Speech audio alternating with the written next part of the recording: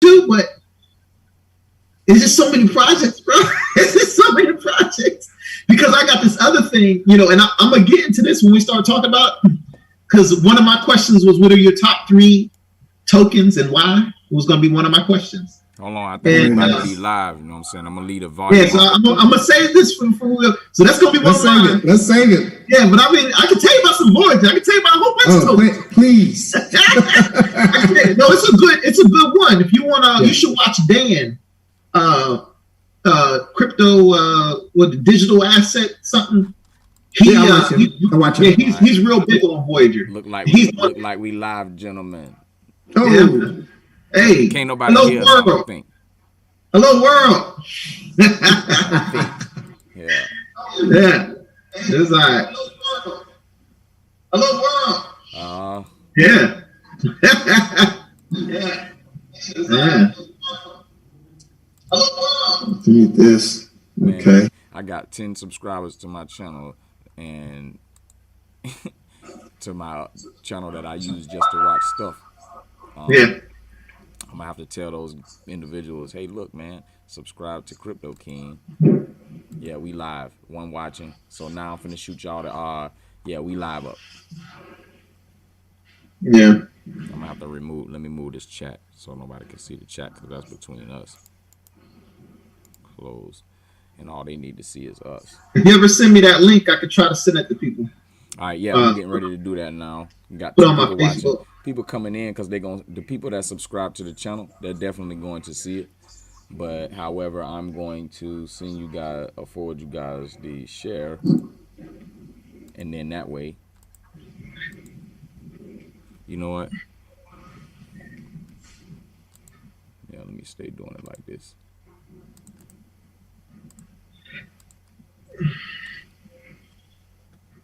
And you can bring up that subject again about Voyager whenever you want. Y'all finna be talking about this. I love their app. Y'all about to be talking about the Voyager project for man. I like it. I just got enough money. I wish I was a millionaire already. I would throw some in there, but I've got a formula. Hey, it's in the chat. Thanks. I got a formula right now that I'm working on. I'm trying to stay disciplined, man. So, okay. So cannot fault you. Yeah. All right. So boom. You put it in a regular chat? Yeah, I'm putting it in the WhatsApp groups that we in, the travel groups, and all the all types of links all over the place, bro. Yeah, man. I wanted them because my WhatsApp ain't on the that's on my phone. I guess I could use my phone to do it right quick. Yeah. I could throw it in. Drop it on your Instagram and all of that good stuff. That's cool. I got it. I see it. You got it. I'm gonna forward it on. So just forward this whole link. Yeah, you can do that. The one that says the Zoom. Yeah, that's the link right there. But it says launch Zoom meeting. Now, I think that's a different. Not the launch Zoom meeting. I'm about to say, my bad. I'm sorry. You about to have a whole bunch of people. I didn't email you the link. I'm sorry, man. I'm sorry. Yeah, you said. Hold on, man. All right, so you said my WhatsApp. All right, so I got my WhatsApp back. You say Cecil, you needed your WhatsApp?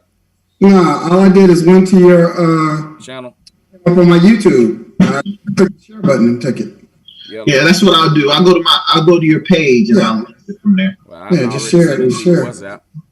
Yeah, I see it. It just came through. My WhatsApp's kind of slow. Cool. We got six people in there. If y'all in the chat, everybody that's in the chat, if you can hear me, if you can hear everybody on the panel, go ahead and type something in the chat to let me know so I know that the volume is clear and we adjust it. And if you're here already, please go ahead and hit the like button so we can trigger this algorithm for YouTube so we can let the world know we got some black men on here talking crypto.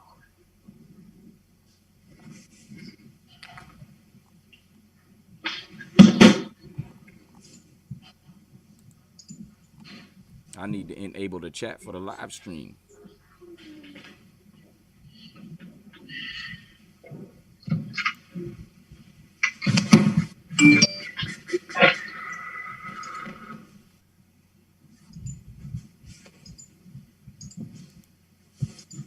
Yeah, I started to realize if I don't stick to certain principles, I'm gonna be all over the place. And I just need to focus on the certain projects for certain reasons and kind of go from there. If not, it's just too many good projects, man. It is a lot of projects. A lot. I mean, not just a lot of projects, good projects. You know what I'm saying? Right. All types of opportunities. Is just that it's just like if you got to kind of pick a lane. Yeah, I can't really. I don't know what's going on with this chat. I got to figure out the chat, man.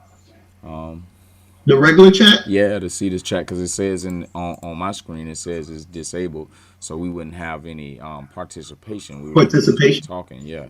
But I know they heard me because I know that the people had smashed the like button. I can see that for the amount of people that's in here, so that's cool.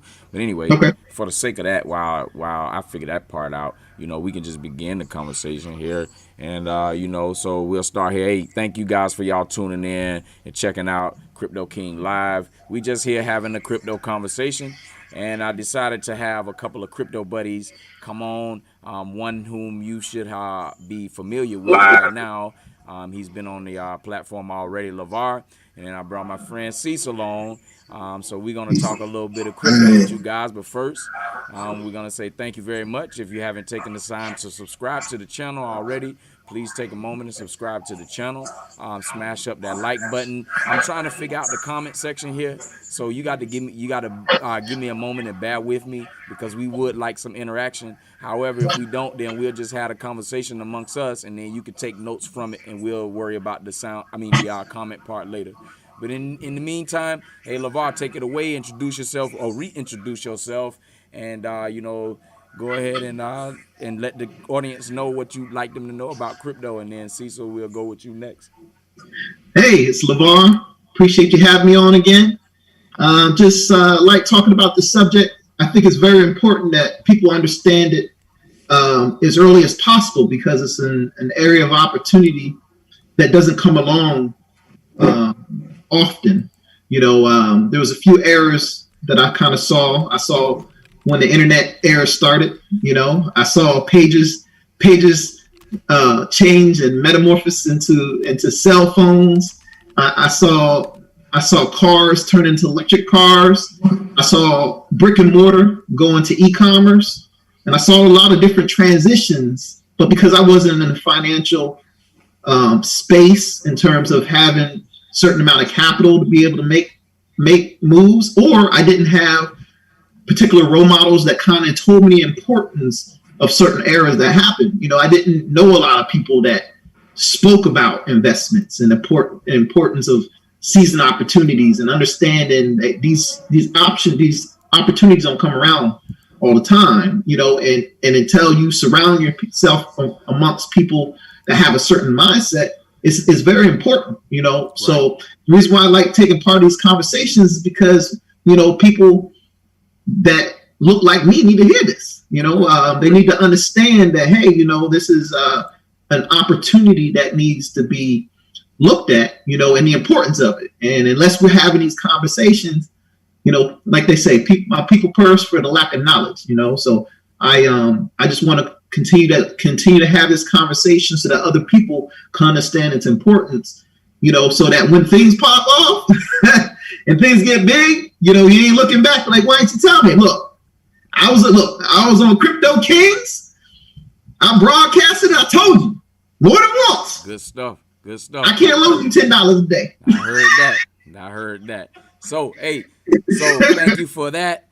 LeVar, so, Mr. Cecil, who are you? How you doing? Cease Grimes here, from Oakland, California.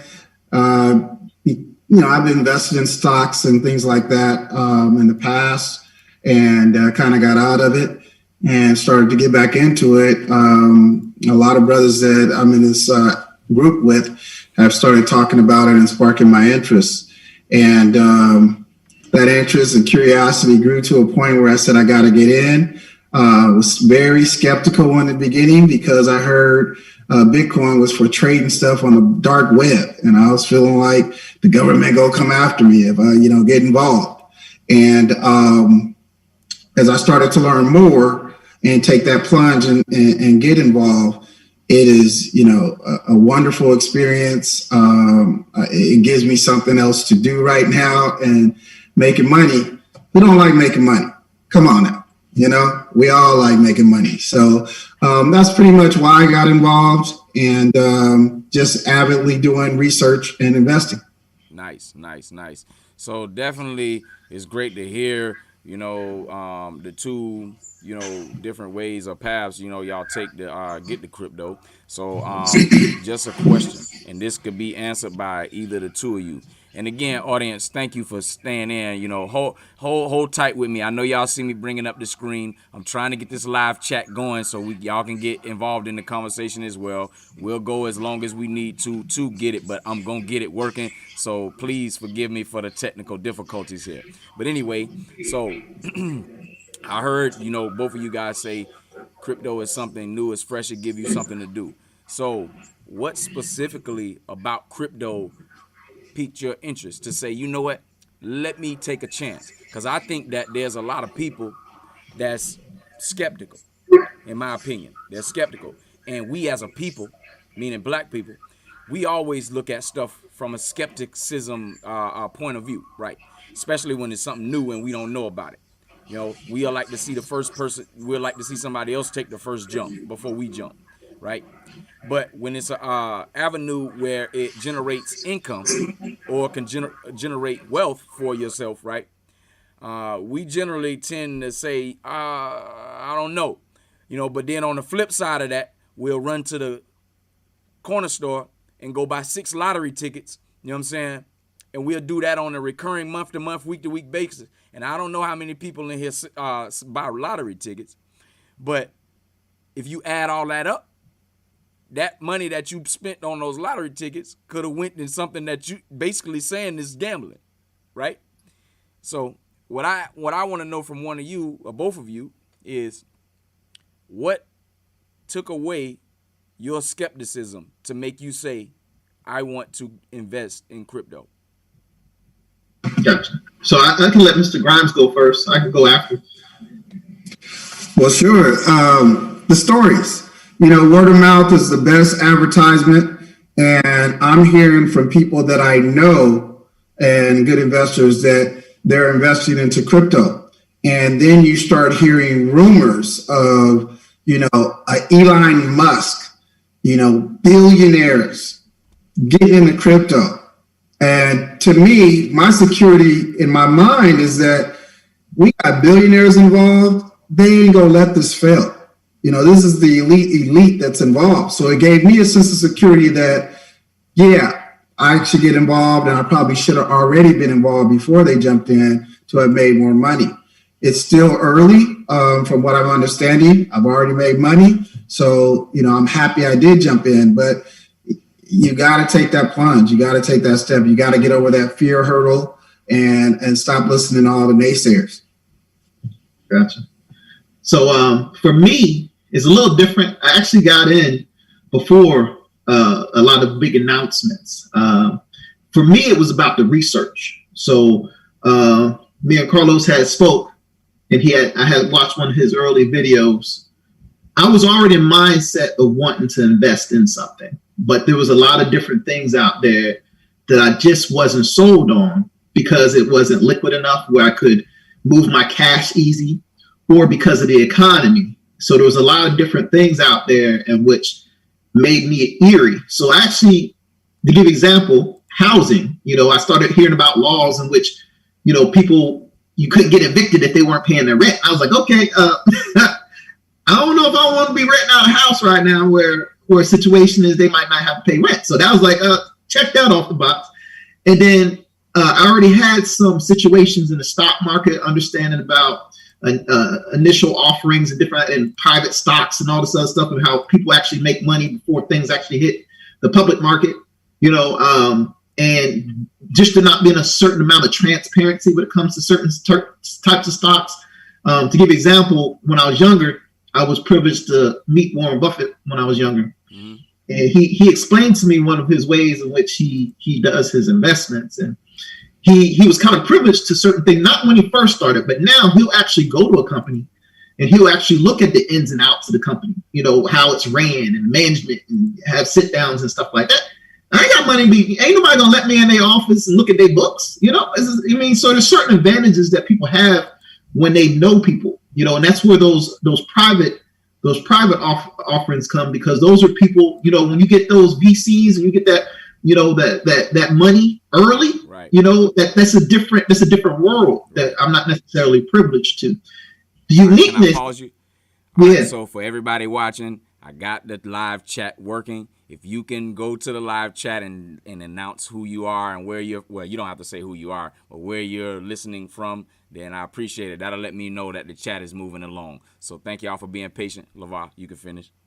Yeah. So for me, when I started doing my research, I understood the transparency, understanding of how the blockchain worked, understanding about how you can actually see all the different tokenomics and how a coin is and this and that, seeing the different companies, and you can see all the people that are actually doing the different technology and seeing everything from the ground up.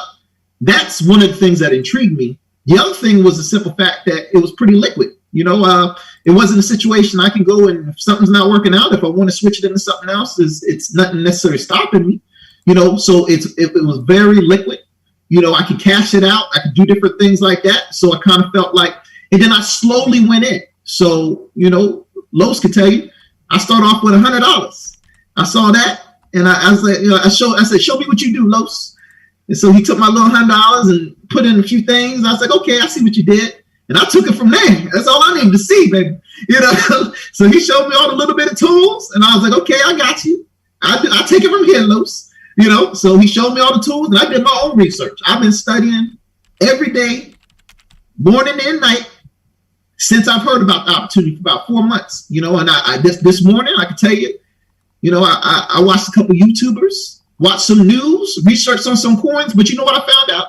It's something I enjoy. So, I mean, some of that research and stuff, watching these different things, seeing the opportunities, reason why I can do it so much is because it's something that I'm interested in. So for me, it was more about my own research on what made me more comfortable. And as I got comfortable, I put more and more in because I started seeing results too. But that's also because of the season that we're in with this bull market. Right. You know, so that's another thing that we got to make sure that people understand that it's not going to go up forever. You know, hopefully it do.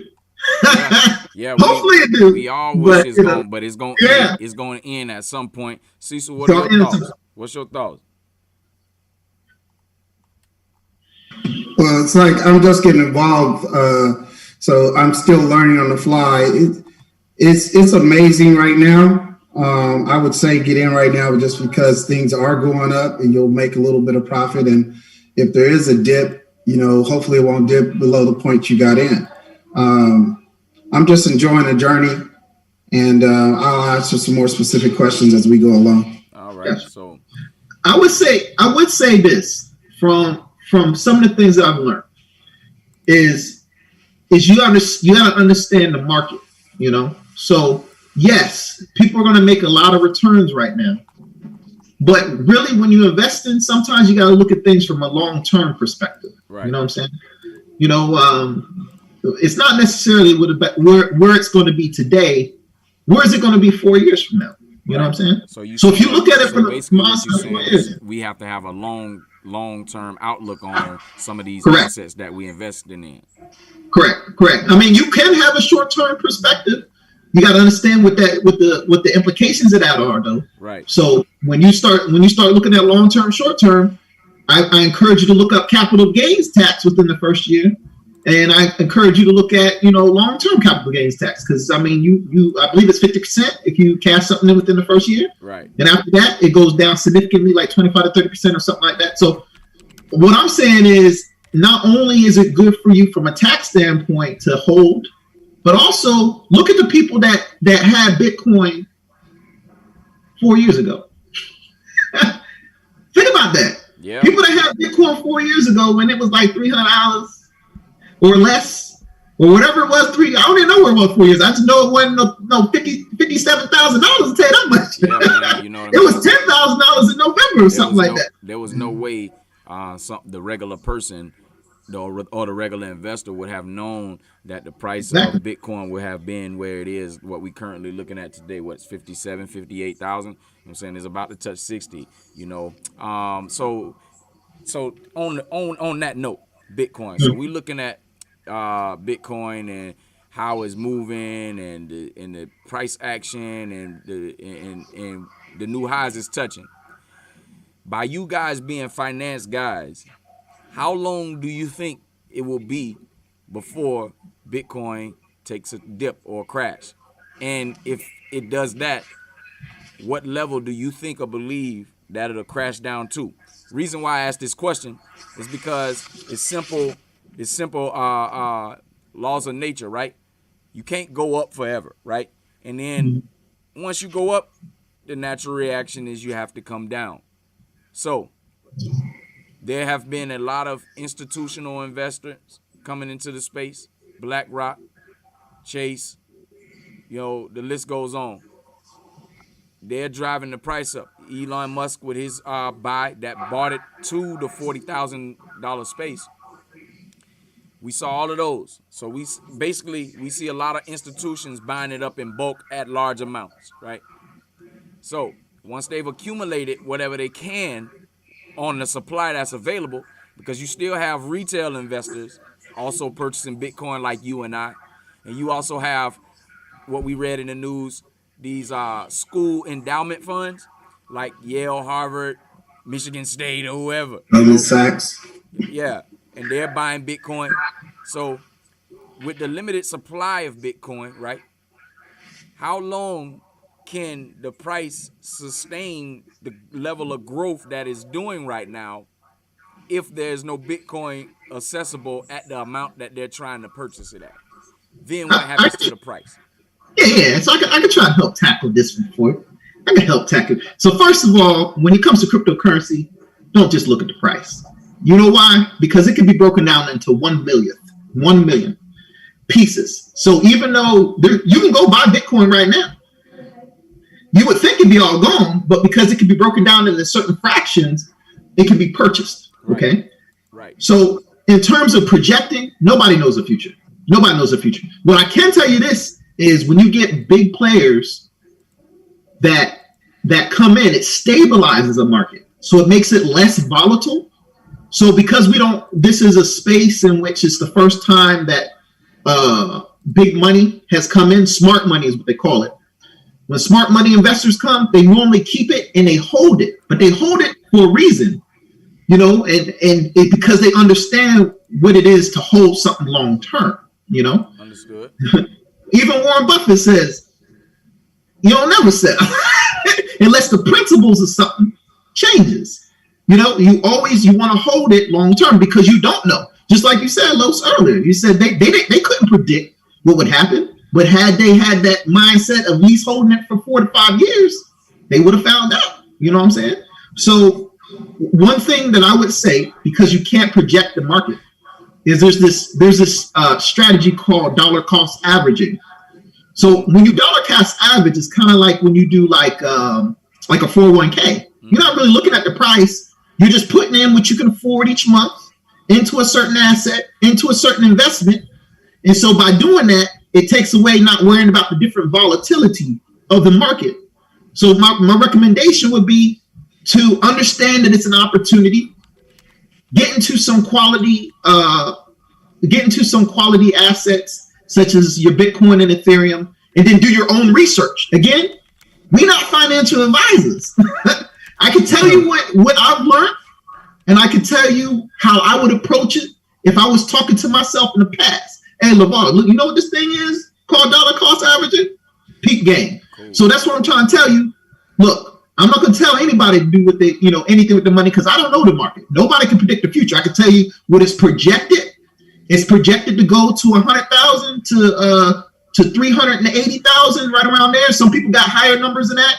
I will tell you that I believe the market is going to the very least, hit 100,000 at the very least. I do think it can go beyond that, but because of the people that are coming in, I believe it's going to stabilize at least 100,000. So that means if you get in now and you right around 100, you'll double your money between now and then. Now, can that dip? Yes. But because this market goes on 4-year cycles, and I won't get into that because that's a long-term thing. So right now we're in a certain season. There's different seasons. So right now we're in a season where there's going to be some prosperity. But come August, between August and October, there's going to be some dips right then. And there's going to be dips along the way because every day the market's going up and down. So right now it's not really right now it's about understanding the space.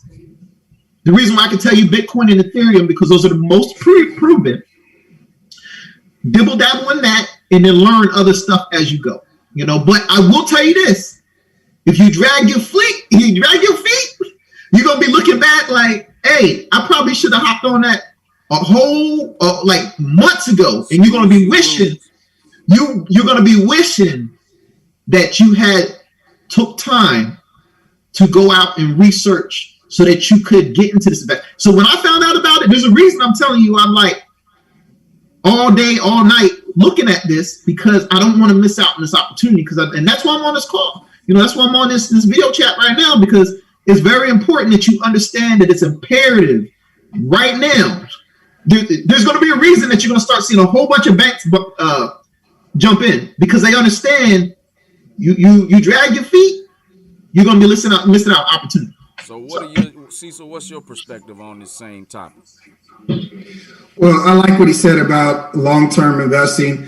One of my concerns also was, how will I be taxed on it? Because with this product, there's not just buying Bitcoin. There's several ways to buy it. You've talked about it, and buying it yourself. Some coins or tokens that you buy, you need to trade for. And when you trade for them, you're realizing whatever gain you had on the initial coin that you bought. So then there's tax implications on that. So thinking about that, the other thing that LeVar made a good point about is to holding on to the asset. And, this is not like a quick change. I'm getting out real quick. But when you hold on to the asset, you might think, well, maybe I can't afford it, or I can't touch any of that. Say you get $300,000-$400,000, I can't touch any of it. Well, there's institutions where you're holding your money, wallets, that you can then borrow against. You can take a loan out against it while you're not really selling it, and then you don't have that tax implication. So there's a lot of different things that you can do to realize your gains without actually withdrawing the asset that is growing over time. So it's a lot of different strategies as you learn about this. It took me about a month before I started even thinking about how am I going to get taxed on this. So that's one of the things that was a concern for me, because say you're moving a coin into a token, and you may move $1,000, and that $1,000 or that $1,000, 700 was a gain, and now you're taxed on that $700. But you never took it out. So you don't even have the money that you gain that tax of the 700,000. So it's like you're paying out of your pocket on that tax. So then how do you deal with those things? There's a lot of different things that are just beyond just investing, but do not let that scare you. Even my CPA, when I talked to him, was saying, hey, do not stop what you're doing or be scared or hesitant because you're thinking about tax implications. That will all work itself out. So I'm at that point. I'm loving the environment. I'm loving to understand. And I saw some of the questions about some of the little, someone said beyond Bitcoin, where are some of the little coins that you can get involved with? There's tons of coins like Beta and other coins that is, Sense right now that you can get involved with that has a good use case to grow really, really largely. But you also have to think that is a risk. So don't put into it what you're not willing to lose too. So there's several strategies going on. We can, like LeVar was saying, and he kept going. I could talk days and days and days, just like Los could talk days and days on this. So I really want to just give some time back to be more specific. But yeah, those are some of the things that I thought about, and hopefully that helped you. Wonderful. So I did want to touch on something real quick, if I could. just because he had mentioned something regarding taxes. And Los could probably tell you that was one of my number one things too. I kept telling him, I was like, what about the taxes though, man? That was his number one question. That was my after I acquired this crypto, what's the tax implications? Was his next question. That was literally it, bro. That was literally it. So I can tell you, there are tax programs that you can use that actually track your taxes for you. So when you make trades and different things like that, and like Robert Kiyosaki talks about understanding your tax advantages. So like he had mentioned, when you take a loan out on an asset, this is what millionaires do. They acquire assets, and instead of them cashing them out, they take loans against them. You know what I mean? You take houses, you work on the equity built up in the house, and you borrow against your asset so that you don't have the tax implications. That's why you see millionaires buy NBA teams, because they can borrow against their asset, So and that's how they leverage. Before we go too deep down that rabbit hole, I want to acknowledge all of the guys that's in the chat who actually said something in the chat. Big shout out to Island Warrior J Will. Salute to you, man. I see you in the chat out there. Mark G, thank you. I see you in California out there representing for the Oakland crew and San Francisco and wherever else, the Bay Area, I guess. I don't know where you at. Where are you at in California anyway, Mark?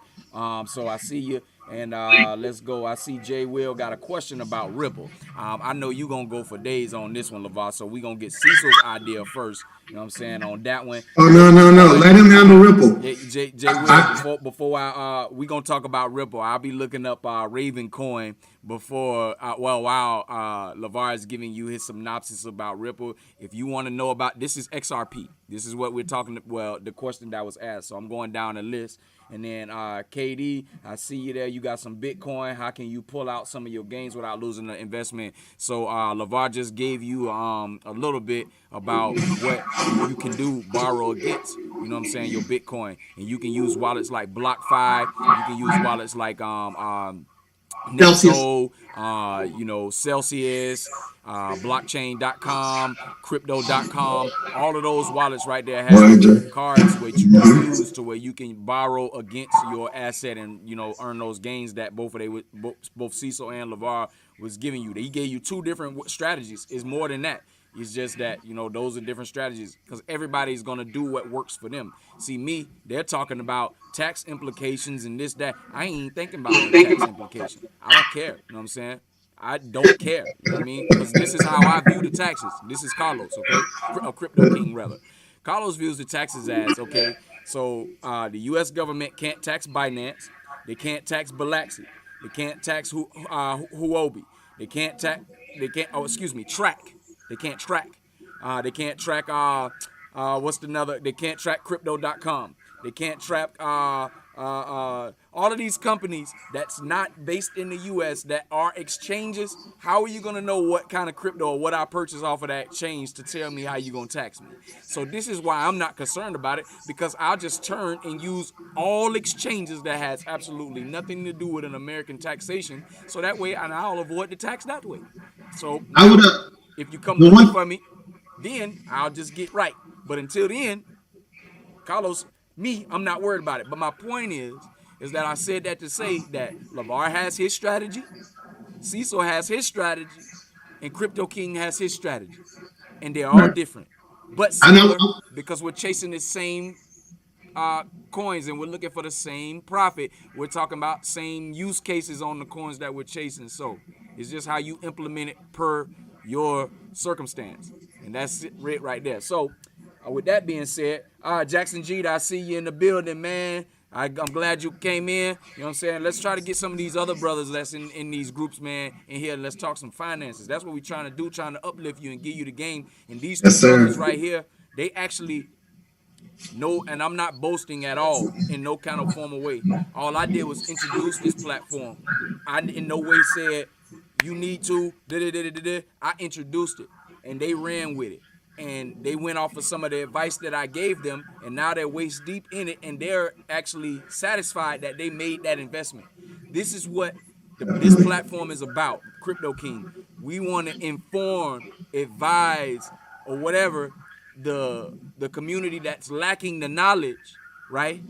So that way you can apply that knowledge that you are no longer lacking to create a better situation for your circumstance. That's what this here is about. And all you're going to see is brothers talking. That's it. I can promise you that. Because it's for us, by us. I'm just going to be, because I'm a proponent of it. I'm sorry if you have another race, I'm not downing you. It's just that we lack in this area, education and knowledge. And we don't have a lot of people offering it for free. And I'm gonna be a person that offers it for free. You know what I'm saying? So that's where this is coming from. So I know I went off the path a little bit, but LeVar, Cecil, did you have anything that you wanted to add? Yeah. LeVar finna give us about 5 to 7 minutes worth of Ripple. Sure it is. Only thing I have to add is Ripple and XLM owned by the same companies. Ripple is more on a institutional basis, and XLM is the individual basis use case. I am a big proponent and behind XLM. Came in late on Ripple. They already had, he'll tell you about the suit or whatever in the courts or whatever that happened. And I came in right around that time. I said, I'm going to bank on the XLM side. So he can go ahead with Ripple. I have stayed out of Ripple, to be honest with you. There's so much other things that you can get involved with. That's already got a little drama. So I was like, whoa, nope, I'm a chill. All right, so family, y'all heard Cecil. Cecil's not a Ripple person, okay? And those of who have been speaking with me outside of this platform, right? You know that I'm not very much a fan of Ripple either. I'm not. However, okay, I will say this. I am entertaining the idea, okay? I am entertaining the idea of purchasing some kind of way on a platform where it's available, some XRP, based off of what this brother getting ready to describe to y'all right now. LeVar, take it away. All right, so let me first start off with this. Somebody had mentioned earlier in the chat about already with the mindset of borrowing against your asset. So I want to first say don't put in anything that you mortgaging your house. You know what I'm saying? Don't overextend yourself. Right. If you need to already think about borrowing and getting your money back and stuff like that, that's the wrong mindset. That means you're leveraging too much of your money. You need to diversify a little more. That means you need to have some money in the bank, and you need to go on a budget and take just a little bit to put in that you can feel comfortable with. If it were to go to zero today, it wouldn't break you. You know. So first of all, the mindset is to get in, but that money is kind of something that you want to forget about so that it could be something for you long term. When you put money aside for retirement, you ain't looking about, am I going to go borrow against it tomorrow? You know, so that's how you want to look at it. All right, so XRP. Anyway, so I will tell you this, I'm diversified. All right, so I actually have Stellar and I actually have XRP. Okay. But what you need to understand is high risk, high reward. One unique thing you need to understand and that you need to look at is something called permanence. Understand the strength of an asset. What other asset do you know? What other coin in the crypto space do you know that could take an SEC hit, all right? Take one of the highest court case hits and still be in the top 10. So that tells you a few things. It tells you where will it be once the court case is over with. So high risk, high reward. You know what I'm saying? The higher the risk something is, the higher reward something's going to be as well. So you got to look at it like that. The fact that it's still in the top 10. I'm telling you now, any other coin, most of these coins, they would have the same lawsuit. They would have plummeted. You know, so there's a reason it keeps rallying. The reason that this coin's right now. First of all, I do want to clarify one thing. The designer of Stellar, which is XLM, came from Ripple. It's a similar technology, but they are two different entities. Okay, so XRP was one of the original coins. It was supposed to be a better Bitcoin where It was more for payments and faster payments and things like that. Hold on, slow down. So what you just said was Stellar and XRP were one?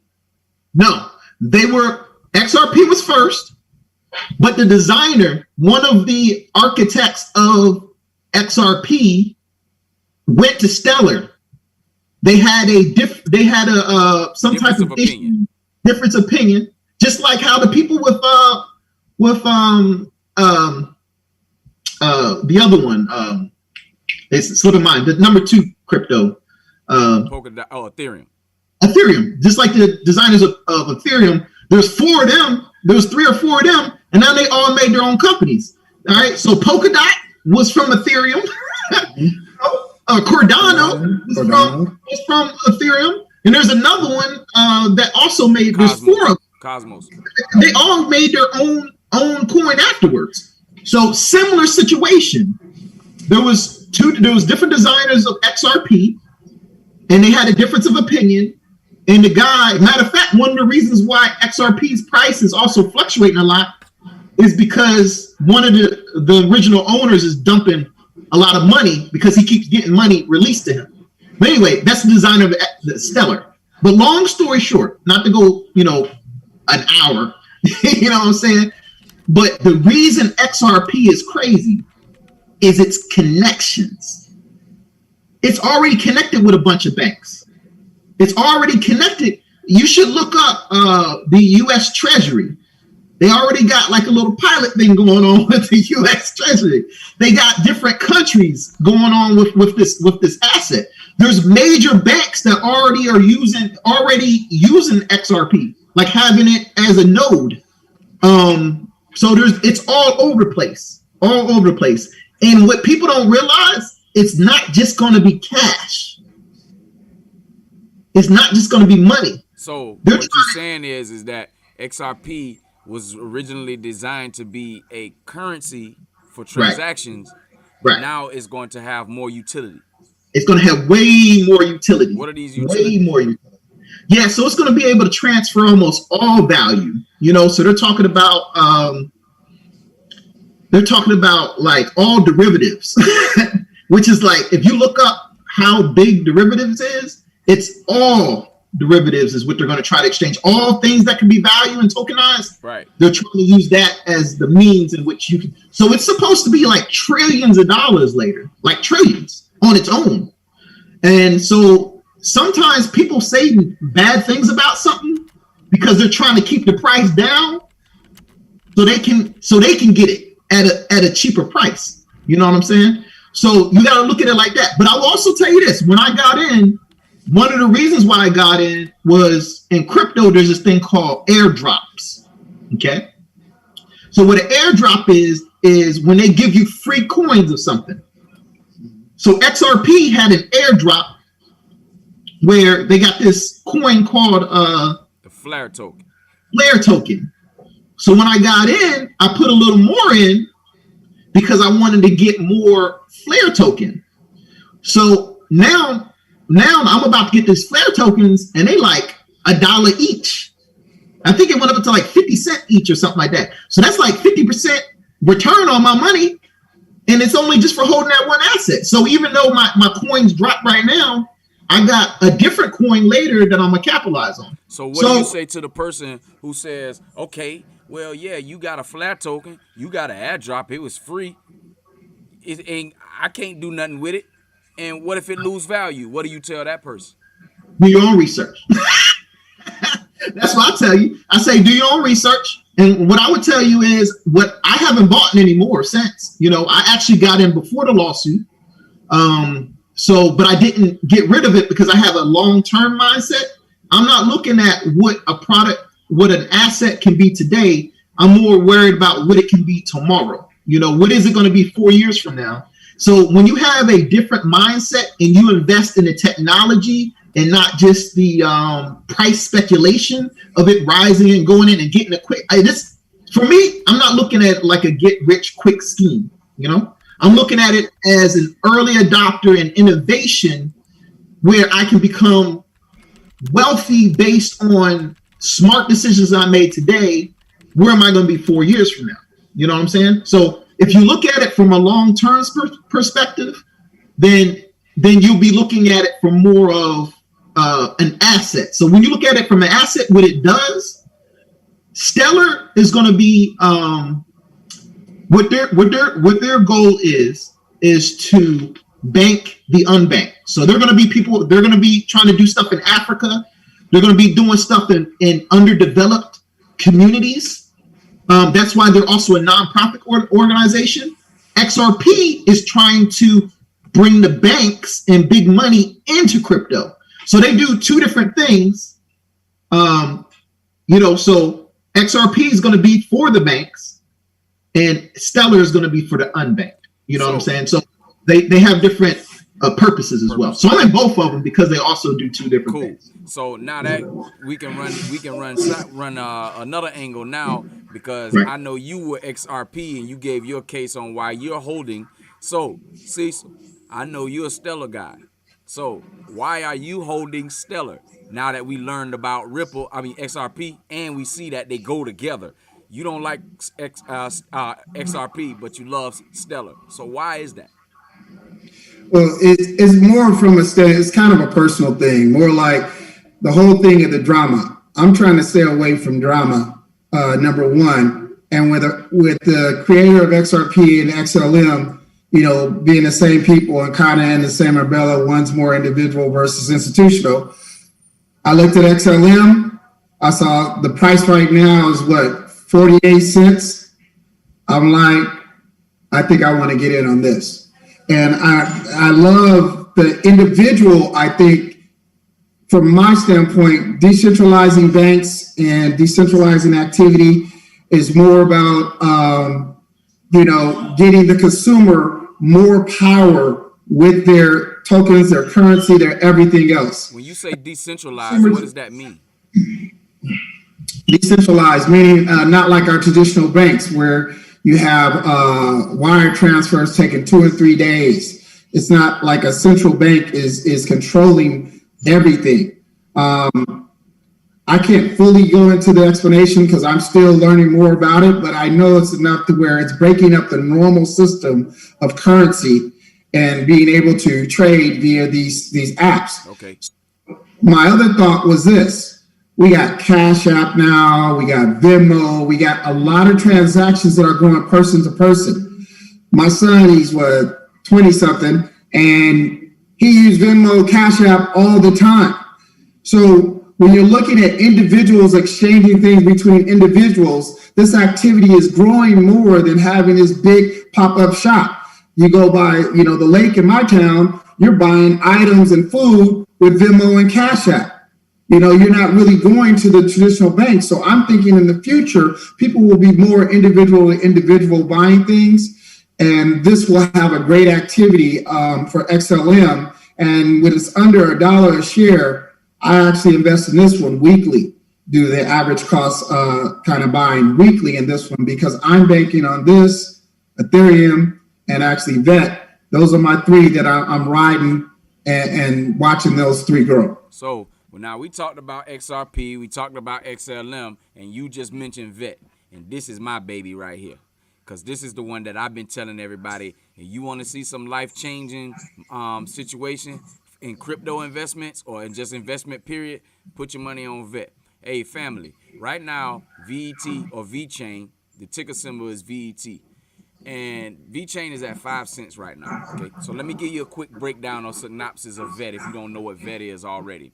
So VeChain is a crypto designed to scale logistic operations. That's on all levels of any type of industry, right? So you say, let's just say trucking industry, right? VeChain, they can watch their product that the truck is being shifting from point A to point B to point C, and all the way to the front door. UPS's logistics chain can be run off of a VeChain logistical system. As a matter of fact, just so you guys know, that VeChain already has a partnership with Walmart China. Okay. Their products are already tagged and being processed through Walmart China. as it like if you went to a Walmart in America and you looked on the tag and you saw the pricing and all the sticker marks and all of that stuff on there. Well, that in China and Walmart is VeChain's product. Okay, it's like a little RFID chip. If you don't know what an RFID chip is, that's radio frequency identification. Okay, you can find those in where you can just go ask all of the thieves that go steal from the mall. When they get caught, that's what got them, the RFID chip. All right, so these little chips can be placed to follow the freshness of a product, right? So you can get it at the farm, package it from that point, and all the way through that whole supply chain process, all the way to your dinner table. You can follow that via the blockchain of what VeChain is built on, right? Because blockchain is transparent technology. It's nothing more than a digital ledger. If you don't know what a blockchain is a digital ledger. All right, you guys should know what a ledger is. Okay, so with VeChain's product, all right, you can follow that from all the way to production out of the ground or wherever it came from, the origination point, all the way to the end point. That is what VeChain is aiming to supply, to provide for a world in an infrastructure that's outdated. This is the key factor. This is what made me say I'm all in on VeChain. VeChain has absolutely no competitor in the crypto space whatsoever. And there are over 10,000 projects. There are over 10,000 projects right now, and VeChain does not have one competitor. If I'm wrong, look it up and correct me, please. I want somebody to prove me wrong. Please prove me wrong, because if you prove me wrong, then I'm going to go back and I'm going to pay. Well, I ain't going to say that, but I apologize to everybody. I apologize to everybody who invested in VeChain. I apologize. I'm talking about a sincere one. I go public with it. You know, but I will say this. I even heard that they might even have their hands a little bit in tracking the virus stuff as well. Me to that second point, because I wasn't really finished about the supply chain, because that partnership with Walmart China, well, Walmart America had a partnership with IBM's blockchain technology that folded. Their technology folded for their blockchain supply process, right? So if Walmart China has VeChain already on their products, a working product in China already, Walmart America no longer has that same ability to do what they were doing because IBM blockchain division folded. What is the logical next step for Walmart to do with their supply chain process when they already have a working blockchain project in place, right? So I'll let you guys ponder on that one. What LeVar was talking about just a moment ago, was what I was going to tell you about this COVID-19 situation. Okay, we don't want to talk about nothing on that, but because of that is the reason why VeChain has another valid utility, right? They're monitoring how those shots are being given and distributed from one point to the next. This is why when you hear on the news that somebody got caught stealing those vaccine vials, because there's been several stories already where they caught some people stealing vials, right? They're being caught because they're being tracked. Well, somebody got to track them, right? Well, over in Africa, VeChain's doing that, right? It'll be a matter of time before a mass adoption across the world. It's a company based in Singapore, but it's ran by Chinese people. You know what I'm saying? So, listen, man. We gave y'all 3 solid projects with some good information behind it on why you should invest or consider investing. We're not gonna tell you because we're not financial advisors, but we're telling you to consider VET. Hey, I want to clear something though. Go ahead. Hold on. Before you put my stamp on that XR, I want to clarify something. Because there also was something in the chat, so I do want to explain something. Okay. There are a lot of projects out there. Okay, there's a lot of quality projects out there, and today I brought a lot of people. I won't say a lot of people, but I brought a good amount of people in a short amount of time into crypto, and I have never suggested a person to ever take XRP today. The reason is because, not that I don't think it's a great opportunity long term, is just that there's a lot of great opportunities out there that aren't going through a lawsuit. So why in the world would you go to one that already in a lawsuit right now when there is 1,000 different coins out there that you can do? Now, right. I'm not getting out of it because I'm already in it and I believe in the long term. So I'm not going into it when the house is already on fire. I'm just going to wait until the house is over with. And then I'm like, okay, insurance is on that bad boy. Let's go. True fact. So I'm not going to tell nobody that. Don't put my stat. If you go out there and get XRP, that's on you. There it is, man. I will tell you this though. Somebody had mentioned that it's centralized in the chat. So I do want to clarify two different things. There's two different things you got to look at when you look at these assets. XRP is the asset. Ripple is the company that has a lot of the asset. Okay, so XRP is like the oil. Okay, Ripple is like BP. All right, so when you're looking, one of the reasons why this lawsuit is crazy is because one of Ripple's arguments is that just like the oil companies, you're not going to sue the oil companies because they got a monopoly on oil. Just because I'm holding the asset doesn't make it as secured. Right. So I recommend there's a lawyer on YouTube that covers it very well, and he kind of explains it. So that's one thing I would suggest is listen to a lawyer's perspective. But just last thing I want to say on that is there's a lot of other projects you can get into. So there's no reason to get into Ripple right now. I do think it's a great opportunity long term, but there's a lot of great opportunities long term. So why not try one of those? But understand that there's a difference between the asset and the Ripple, who is actually a company that is traded. It's actually got stock.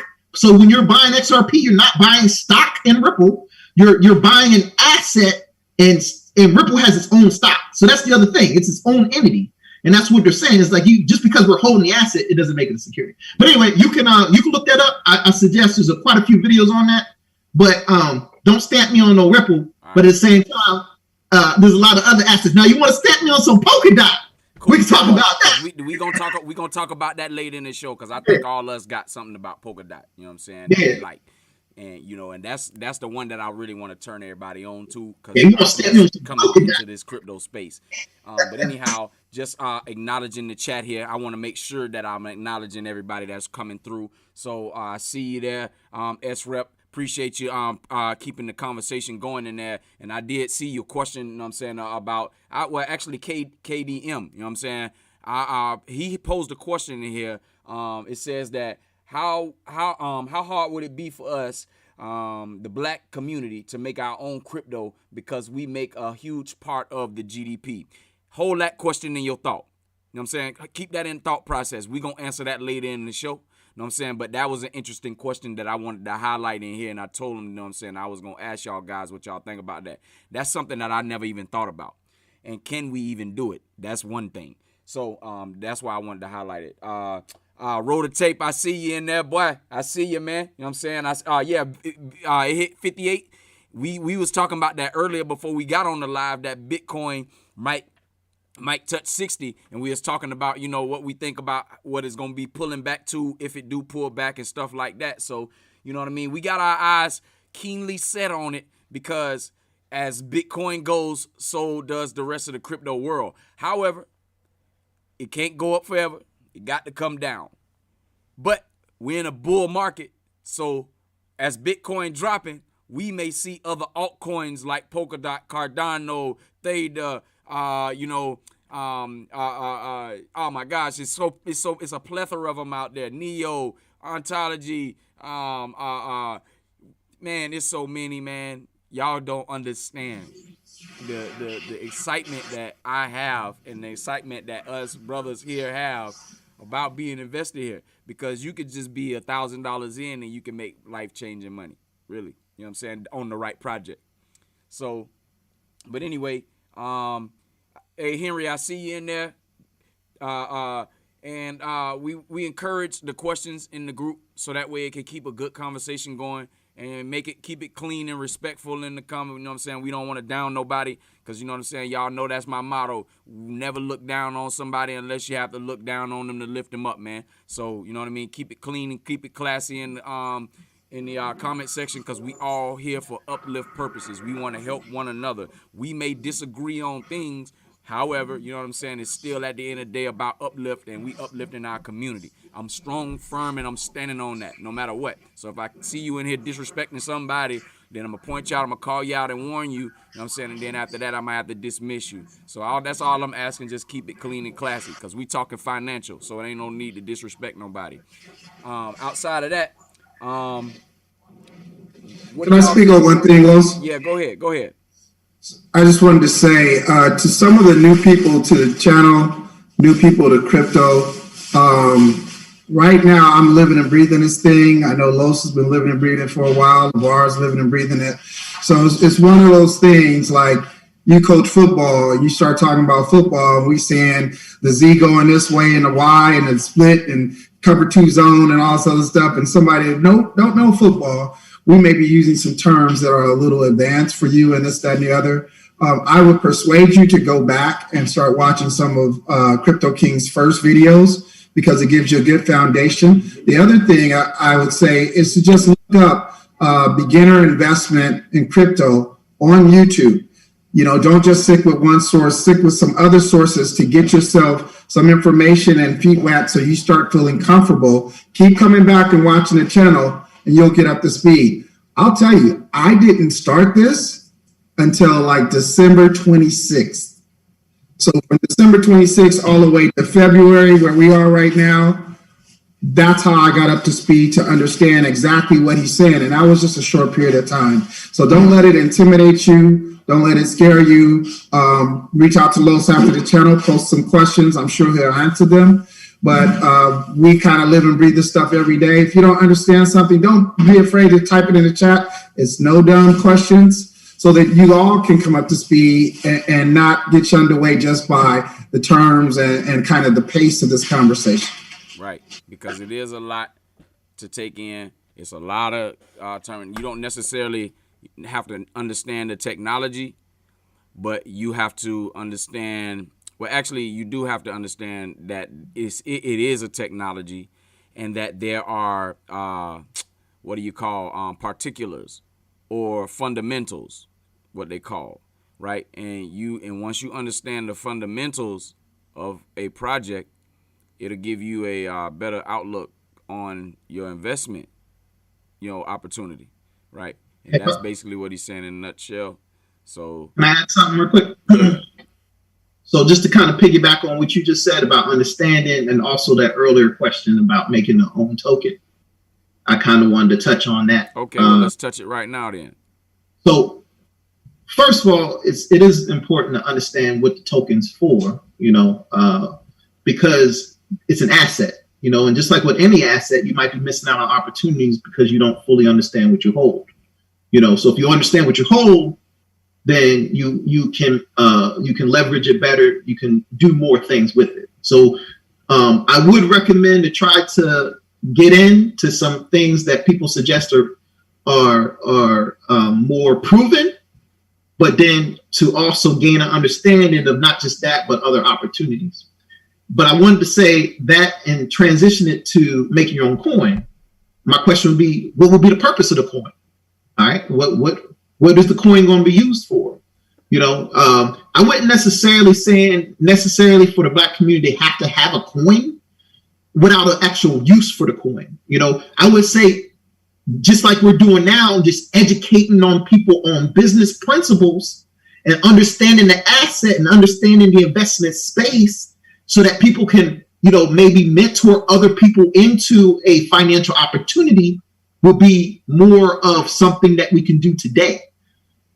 Linking up people, Carlos, myself, different things like that, so we can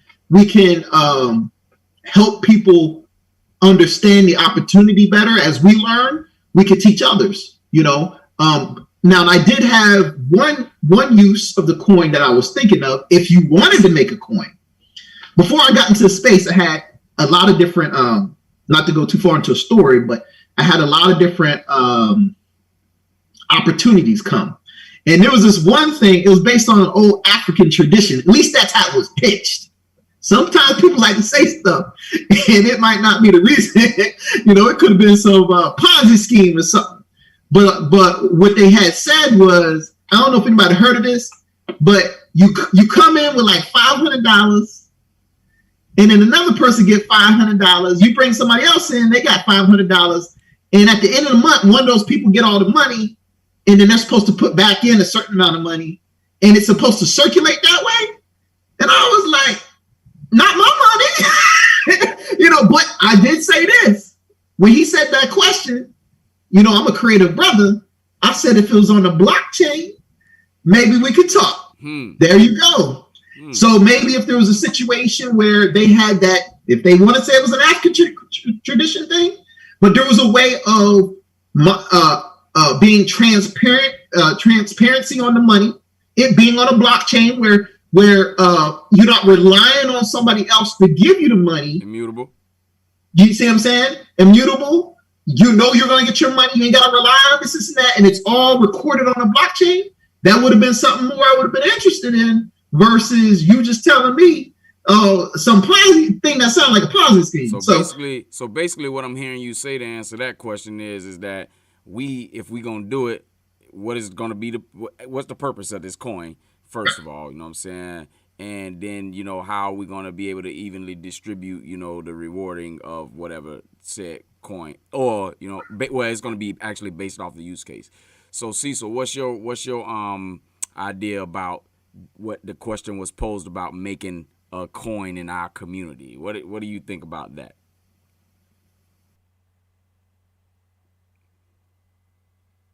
Yeah, Cecil, that's up. The question was up on you. I don't think he can hear you. I gotta speak into the mic a little bit. He can't hear me. Hey, Cecil. Yes, sir. I had to. You got the question. The question's up on you. What do you think? How do you feel about the black community creating a cryptocurrency, and can it even happen or occur? Anything's possible. To be honest, anything is possible. But I think there needs to be some momentum around creating that currency. We need to get big people involved somehow. When I say big people, the Oprahs, the Jay-Z's, the Dr. Dre's, with all this money to back that for it to be more of a reality. Not saying it's not possible, but it's strange, but I feel like we need to unify just on a unity level, just to know that blacks are together, then to getting to that point where we can have a currency. But what I do look at this opportunity as is this can shift money into the black community. It doesn't matter if, the company's white, the company's black, the company's Asian. Right now, we're talking about a financial shift that can change your family going forward. And this reminds me of the same thing that happened when the internet came out. You had the Yahoos, the companies that came and left, the Netscapes, the Googles and things like that. Yahoo was way bigger than Google. And at one period of time, this is Bitcoin first coming out, there's going to be a Google that comes in. And if you can catch that Google and have enough experience and knowledge to catch that Google, then you're going to be good. So, I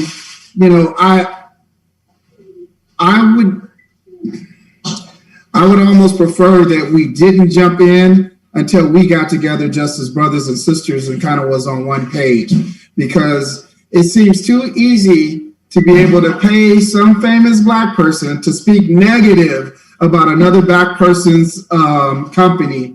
And I just don't want that to occur in this light where we can all make money without doing that and put it back into our community. Exactly. So that's what my sentiments were going to be. I don't really see us being able to even come together to even develop it. For one, we might have a bunch of smart people, that can actually develop that technology for that to occur. But the way that the system is set up now we already have peer-to-peer transactions. So if we really wanted to keep it in the black community, meaning the crypto gain or crypto earnings or whatever it is that we doing with this, we could just do it amongst ourselves. You know what I'm saying? And you don't have to make a coin. You could just use what's already out there, such as these stable coins. All right. So that brings me to another point. All right. So we're gonna I'm looking at the time now. We are about an hour and 9 minutes in. We're gonna go about another 20 minutes because we don't want to keep everybody up all night. So with that, so we'll cover 2 more topics. So we'll talk about these stable coins, and then we're gonna get into this DOT. All right, and then we'll plan to come back on another time frame and talk about other crypto projects. But right now it's just about getting the feet wet and just having a general conversation. But anyway, stable coins. So what I've learned since I've been in the space is that all of these coins have some type of utility, or supposed to have some type of utility, right? So by being 3 different types of coins, you have transactional coins, you have altcoins or alternative to Bitcoin, and you have stable coins, which is a 3rd type of coin. I think there's actually another type of coin, but it's not really talked about or used, I don't think. But so we'll leave that one out for now until I do more research on it. But stable coins will be considered as coins named USDC or USD coin. You have DAI, USD Tether, and reserve rights token and reserve rights coin. So those are the reserve coins that I know about on the market, right now. And the use case for these coins, right, or tokens, is basically to keep price stable. That's why they're called stable coins. So how would you use a stable coin, or why would you use a stable coin? Well, let's just say that there's a project that you believe in, but you only believe in it enough to make the gains and take profit after you make your gain, right? How would you realize your profit without being taxed was a question that we saw in the chat. Well, here's a strategy, right? You could take those gains from whatever coin or project that you were invested in and simply move it into a stable coin, such as USDC, Tether, reserve right token, right? From there, you can use, they're building platforms, Visa and others are building platforms for you to be able to spend those stable coins as fiat, or it'll convert it from the stable coin automatically to a fiat.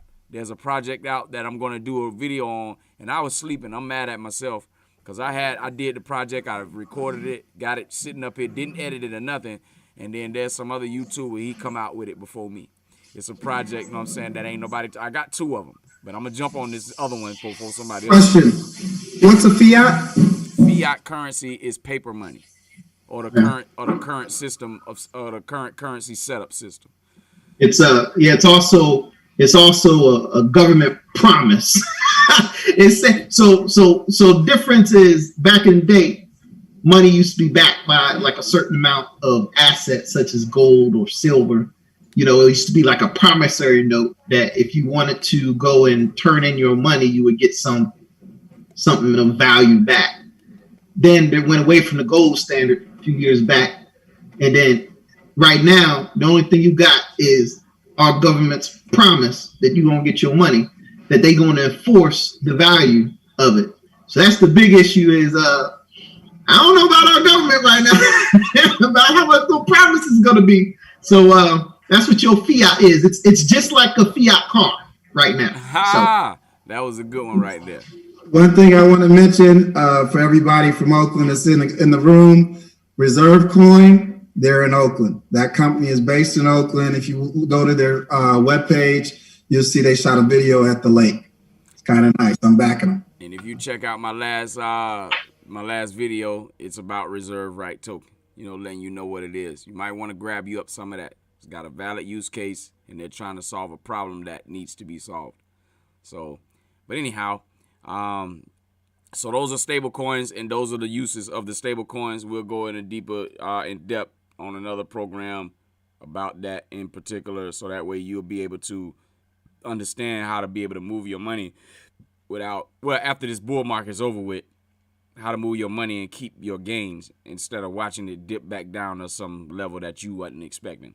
But anyhow, so we got about maybe 15 minutes left, gentlemen. So Polkadot, that's where we at right now. And I love me some DOT. I'm a Polkadot guy. I'm a Polkadot maximalist. Everything's Polkadot. All my projects that I talk about on Polkadot, I'm in love with Polkadot. You see how my voice just got a little bit of sexy, and this is how I like talking about Polkadot, because oh my gosh, I don't know. But anyway, gentlemen, I had to give you that dramatic effect so that way you can understand how much I love this project, man. So, hey, I'm going to let y'all break it down first, and then I end the show on mine. Whoever want it. I can go first. Polkadot. All right, so Polkadot is one of my favorite projects. I would suggest Polkadot over XRP any day.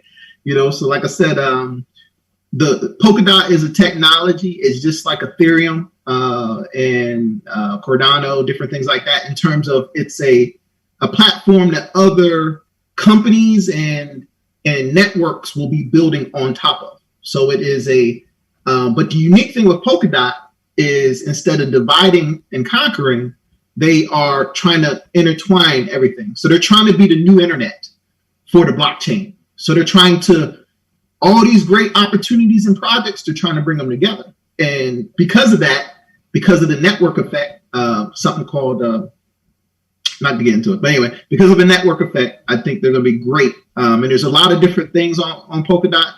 The number one thing is this thing called bonding, which they have this thing's called a Polkadot, these parachain auctions, which is going to be phenomenal. It's one of the advantages in which people that come from the stock market, when they have these private offerings and these venture capitalists that come in and they get value up front before a project goes public, and they get all these opportunities and stuff, the things that a lot of people from our community might not be privileged to.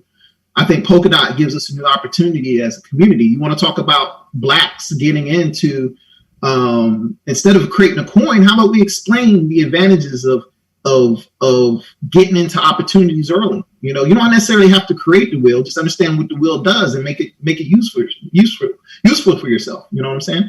So, I don't think you have to go so far down to make an opportunity. Right now it's about creating a space of people understanding what's already available to you and capitalizing on it. But anyway, that's all I got to say right now. Cool. Yeah, I'm going to defer on this one. I'm learning more about Polkadot. I would say consistently, every YouTuber, every article I read backs Polkadot.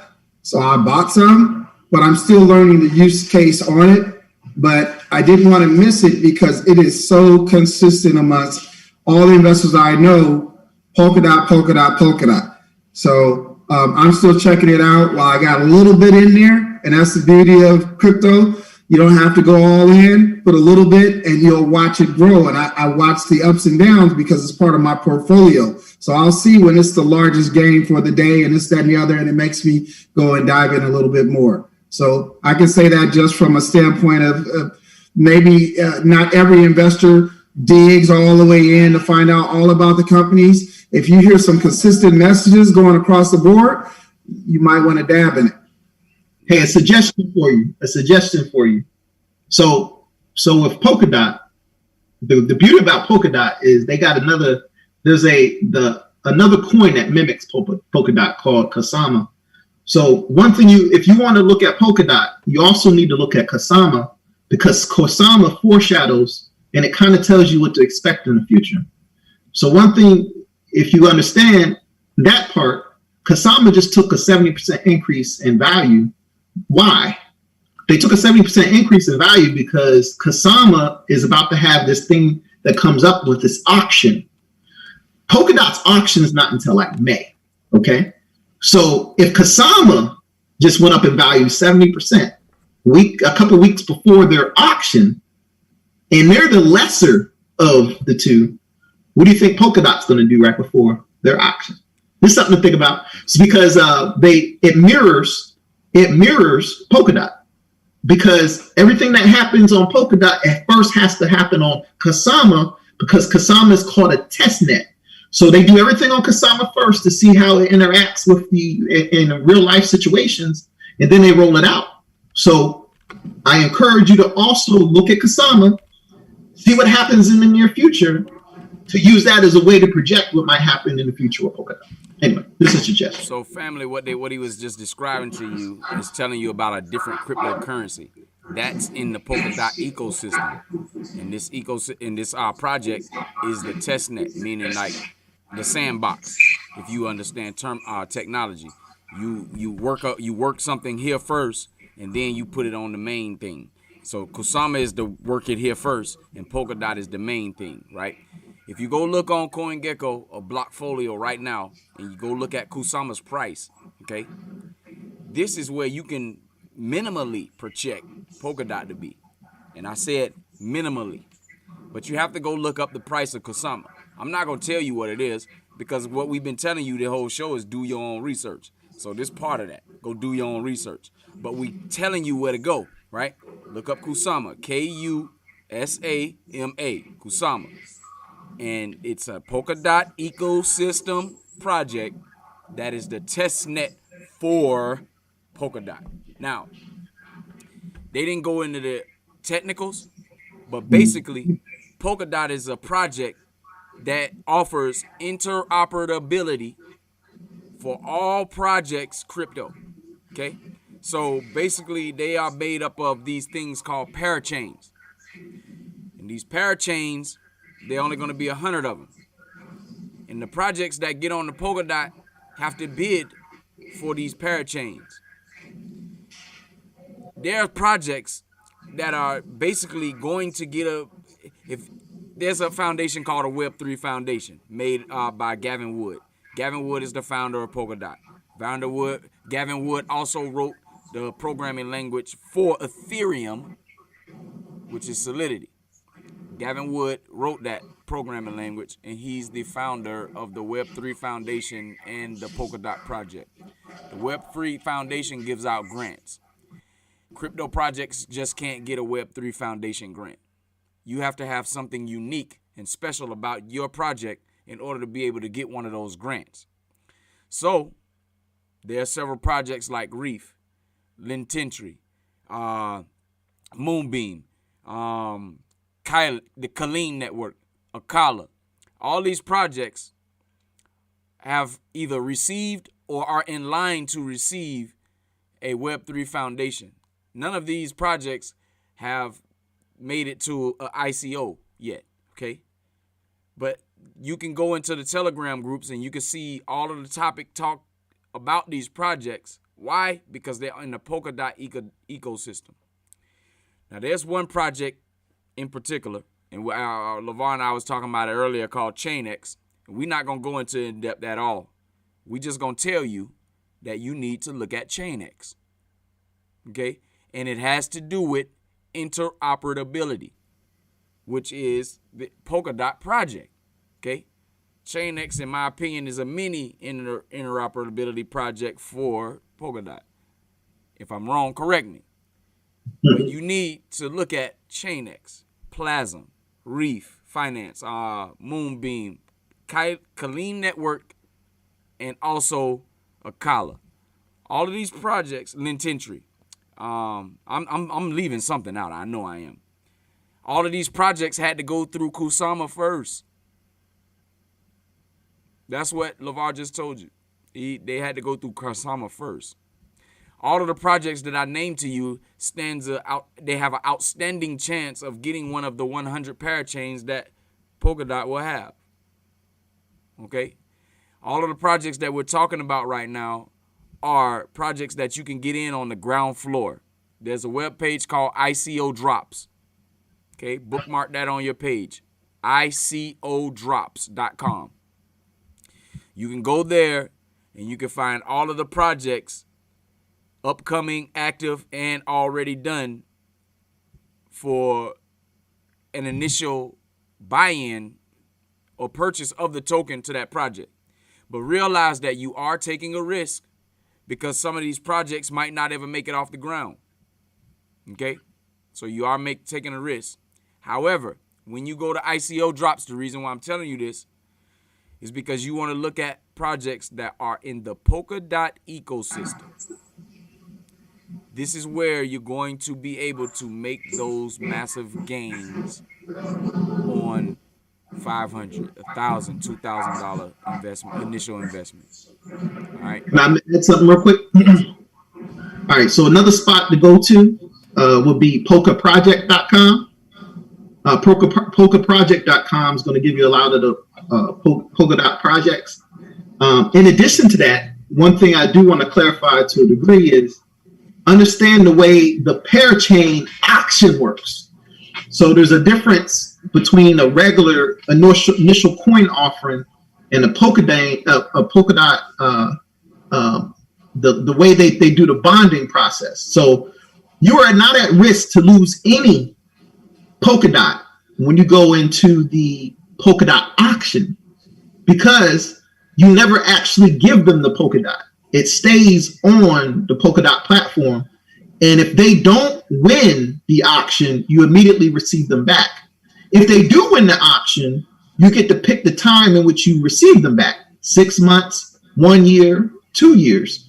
And you are guaranteed to get them back because they never actually have possession of your actual Polkadot. Now, if you go to a different type where it's not part of this auction and you do an actual where you're doing an initial coin offering, that's where you get these things called rug pulls and you get fake companies and different things like that. There's more of a risk there, but you might get more, high risk, high reward. So you go venture into that. Hey, don't talk to me about it. I told you the Polkadot auction. You know what I'm saying? So, but the one thing I just want to emphasize is the parachain auction, which is if you hold Polkadot or you hold Kusama, there's going to be a period of time, and the Kusama's coming up pretty soon, where you can lend your Polkadot, your Polkadot or your Kusama out, and in return you'll get these tokens or coins back, but at no real risk because you're lending them. I just wanted to say that. Right. Well, all right. Well, I mean, I think we got a good coverage to give people an idea on why they should be considering Polkadot and all the projects underneath Polkadot. So, we'll go in more in depth. We'll definitely have other conversations about it. We got about 4 minutes, gentlemen, before we wrap it up. So, we'll use this time here to say our last piece to the audience. I appreciate y'all joining in, man. I'm trying to do more of these lives so we can get y'all live updates.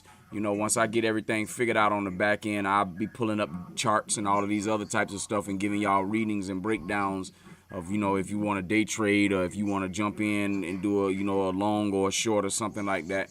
So, we'll just do a little bit of evolution on the show. But right now, we just want to talk and get information out and get you guys understanding what crypto is, what the space is about, and how you can make money from it. So, with that being said, gentlemen, we got 3 minutes. We'll say y'all last pieces here and end it. Cecil, the floor is yours. Just saw a little question in the chat. So basically, we're buying and holding. It depends on your own strategy. Some people have different strategies. My strategy is a buy and hold or a buy and kind of watch. And if I do get out of something, I'm trying to get into something else. It's long term. And holding it in a company, that's called staking. So it's one of the different things that you'll learn when you're in this space. Get involved, try it, research, listen to a lot of people. And once you start hearing consistent stuff, that's when you really can go down a rabbit hole on something because you're hearing from different sources. And that's usually what I take and try to go into more depth on. But I just got to speak to my people. Truly, I'm gonna look you straight in the eye and tell you, we got to do something, man. We can't let this opportunity go by like we let the .coms and stuff grow. And we, many of us sat by the sideline and didn't put that, $15, $10 per share in the Yahoos and the Googles and all that other stuff. Here's our opportunity. Go out there and get it. Nice. Well, just to kind of speak on what he said in the very beginning in terms of holding, it's all about everybody has their own processes. Everybody's not in the same position. Not everybody's invested the same amount of money. Not everybody has the same type of projects. So it's on a case-by-case basis when it comes to what is your exit strategy, your short-term, your long-term position. So for me personally, I have multiple different things that I'm doing depending on the coin. So majority of my unique coins, like my small coins, such as Kasama or Polkadot. Polkadot's not going nowhere. I'm gonna tell you that right now. Polkadot staying in the portfolio for a minute, and they got 12% compounded interest rate paid twice a week. But I'm not gonna go into that right now. But majority of my smaller coins are long-term holds. Majority of my Polkadot is going to be lent out, and I have a lot of that going to be lent out. But that's the part of my portfolio that's lent. I have another part of my portfolio that's going to be staked, which is you gain interest over time. Now I have a small portion of my portfolio, which is Ethereum.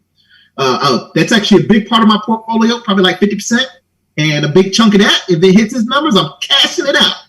But about 25% of that, I'm keeping. You know what I'm saying? But Ethereum is where I feel like if I can take that out, it's all house money. If it hits the numbers it's talking about. And I'm just playing with Monopoly money. We going from there. Anyway, that's where we at. No doubt. And now answer, I'm a hodler. Everything's long-term for me. Everything. I'm not looking to spend one dime, especially in these next 2 years. I'm not spending one dime on my crypto under no circumstance. You know what I'm saying? That's me. So, and as you can see, brother, that J Will, that's 3 different strategies right there. You got a medium hodler, a make some money person and hodler, and you got a only hodler. You know what I'm saying? So that's just what it is. So basically the point is you got to figure out what's going to be good for you and your strategy and what you're trying to do with it, and then learn as much as you can through all the different avenues and channels that you have available to you. Do your own research. We can't say that enough. We are not financial advisors. We're just some guys talking crypto. Anyhow, right. So brothers, I appreciate y'all coming in on the platform today. We definitely will do it again because we need this here more often than not so we can uplift our people in the knowledge of financial literacy, especially with crypto and this space and the way it's getting ready to go. So with that being said, family, remember, excuses are tools of incompetence used to build monuments of nothing. Those who specialize in them seldom amount to anything. There are no excuses. Never look down on anyone. And if you have to look down on someone, look down on them to lift them up. We should always be lifting as we climb. Be strong, hold fast, don't quit. Let all your things be done in charity. I love you. We all love you. Yeshua loves you. And there's absolutely nothing that you can do about it. Y'all have a wonderful day. Fellas, salute to you. All right. God bless. God bless. It's 6